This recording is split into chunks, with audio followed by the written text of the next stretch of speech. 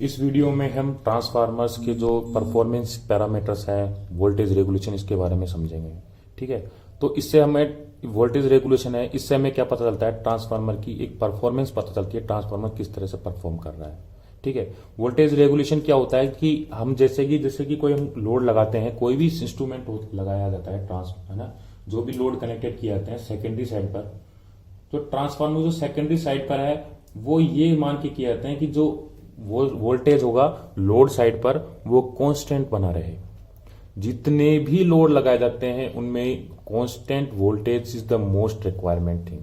ठीक है, हम उसको बहुत ही ज्यादा प्रेफर करते हैं कि इनका वोल्टेज कांस्टेंट बना रहे, और जो लोड है वो उनकी डिजाइन इस प्रकार होती है कि जो हमें कांस्टेंट वोल्टेज मिलता रहे।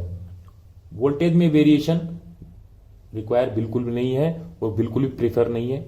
ठीक है, अब इस वोल्टेज को कांस्टेंट बना के रखना है। ठीक है, लेकिन ट्रांसफार्मर में क्या होता है कि जैसे ही हम लोड बढ़ाते हैं, लोड जीरो से बढ़ा के फुल लोड की तरफ ले जाते हैं, तो जो ट्रांसफार्मर के जो सेकेंडरी साइड में वोल्टेज है वो कांस्टेंट नहीं रह पाता, जबकि वो थोड़ा सा कम हो जाता है।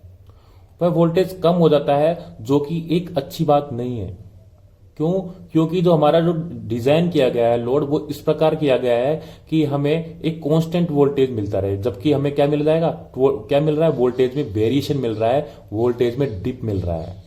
और इस डिप के कारण वो हमारे जो लोड है वो वर्क नहीं कर पाते अच्छे से, बीच में फ्लक्चुएट करने लगते हैं। जैसे कि कई बार आपने बल्ब वगैरह आपको देखा होगा, चलते चलते कभी कभी वो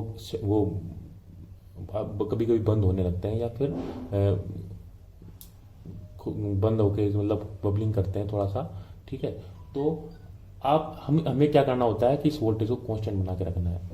तो इस जो इस वोल्टेज के अंदर वेरिएशन आया है नेगेटिव, लोड को जीरो से फुल लोड की तरफ ले जाने पर, आपने पहले तो लोड नहीं डाला, और जैसे ही लोड डाला है, लोड डालने के कारण इंपीडेंस की वजह से जो ट्रांसफार्मर के सेकेंडरी साइड में है, वोल्टेज का क्या हो गया है, डिक्रीज हो गया है। वोल्टेज की जो हमारे कांस्टेंट वोल्टेज था वो कांस्टेंट वोल्टेज न रह के थोड़ा सा डिक्रीज हो गया है, जो कि हमें नहीं चाहिए। उस जो डिफरेंस को हम क्या बोलते हैं, वोल्टेज रेगुलेशन बोलते हैं। ठीक है, और इसको मिनिमाइज करने की आवश्यकता है बहुत ही ज्यादा।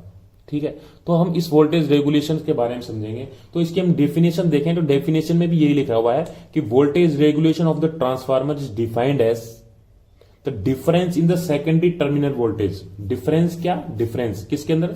सेकेंडरी टर्मिनल वोल्टेज के अंदर। कब? जब एक बार तो नो लोड पे हो और जब एक बार क्या हो, फुल लोड पर हो। तो नो लोड से फुल लोड की तरफ ले जाने पर वोल्टेज में क्या है, डिफरेंस आ चुका है।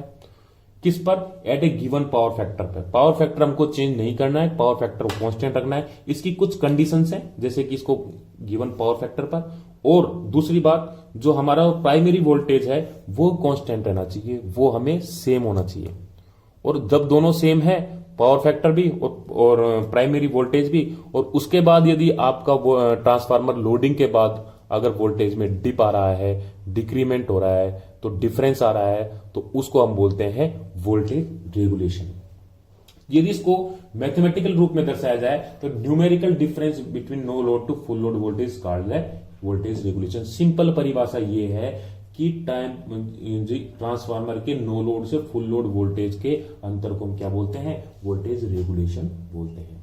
तो यदि इसको मैथमेटिकल रूप में दर्शाया जाए तो हम क्या बोलेंगे, इनहेरेंट वोल्टेज रेगुलेशन बराबर no load minus voltage at secondary at full load.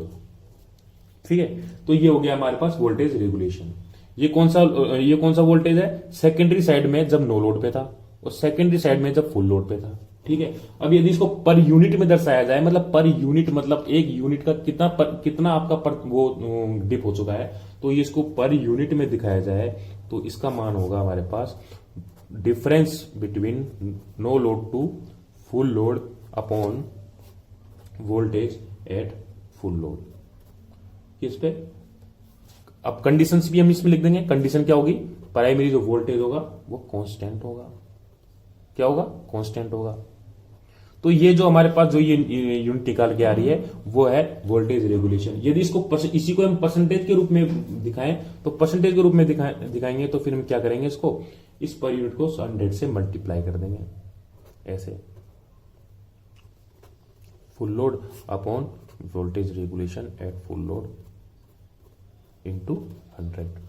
अब जो हमारे पास रेगुलेशन निकल के आएगा वो परसेंटेज में निकल के आएगा। परसेंटेज मीन्स 100 का कितना पार्ट हमारा वोल्टेज में डिक्रीमेंट हुआ है, डिफरेंस आया है। ठीक है, जो कंडीशंस हैं वोल्टेज रेगुलेशन की वो हम इसको अलग से और एक बार और समझ लेंगे, क्या क्या कंडीशंस हैं।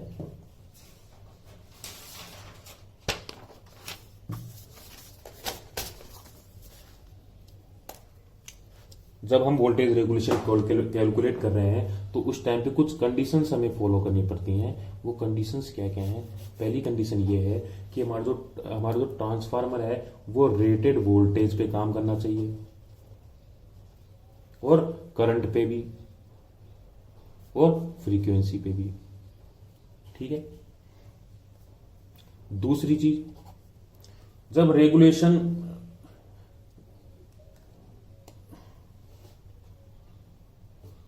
Waveform of the voltage should be assume sinusoidal unless state otherwise. ठीक है, हमको वेवफॉर्म को क्या मान के चलना है? ये साइनसोइडल के रूप में चल रही है। ठीक है, और ये जब तक हमें बोला नहीं जाए कि हमारे पास वेवफॉर्म कुछ अलग है तब तक हम क्या मान के चलेंगे? वेवफॉर्म क्या है? साइनसोइडल है। और पावर फैक्टर है, और जब मैंने पहले ही बताया था पावर फैक्टर आपको क्या अस्यूम करना पड़ेगा? पावर फैक्टर आपको मेंशन करना पड़ेगा जब तक आपको बताया नहीं जाए। ठीक है, तो ये हो गया हमारे पास वोल्टेज रेगुलेशन। वोल्टेज रेगुलेशन जो टर्मिनल से कंज्यूमर्स को हम प्रोवाइड कराते हैं, तो हम इस बात का ध्यान रखते हैं कि जो वोल्टेज का रेगुलेशन है टर्मिनल्स पे वो 5% से ज्यादा नहीं घटना या बढ़ना चाहिए। ठीक है, ये पॉजिटिव भी हो सकता है और नेगेटिव भी हो सकता है, लेकिन इसकी कुछ लिमिट दे रखी है कि हमारे पास जो वोल्टेज रेगुलेशन होगा उसकी वो 5% से ज्यादा कम या ज्यादा नहीं होना चाहिए। ये एक स्टैंडर्ड है जो कि इलेक्ट्रिकल सप्लायर्स को फॉलो करना पड़ता है। ठीक है, ये हमारा पास क्या हो गया? Voltage regulation. अब हम देखेंगे कि वोल्टेज रेगुलेशन डिपेंड किस पे कर रहा है। वोल्टेज रेगुलेशन डिपेंड कर रहा है ट्रांसफार्मर के जो इंपीडेंस है उस पे डिपेंड कर रहा है सीरीज के अंदर। ठीक है, जैसे कि मेरे सेकेंडरी आप प्राइमरी वोल्टेज बराबर secondary voltage plus I2 into ZE2। ठीक है, तो ये जो किस पे डिपेंड कर रहा है? इस इंपीडेंस पे डिपेंड कर रहा है। इसलिए हम कोशिश ये करते हैं कि जो इंपीडेंस हो ट्रांसफार्मर का वो कम से कम हो। और कुछ हमारे पास इसके अलावा कुछ और कंडीशंस भी होती हैं जिससे हम इस वोल्टेज रेगुलेशन को कम या ज्यादा भी कर सकते हैं। चूंकि आप एक मैकेनिकल इंजीनियर हो और आपसे ये रिक्वायरमेंट नहीं है कि आप इतना ज्यादा अध्ययन करो।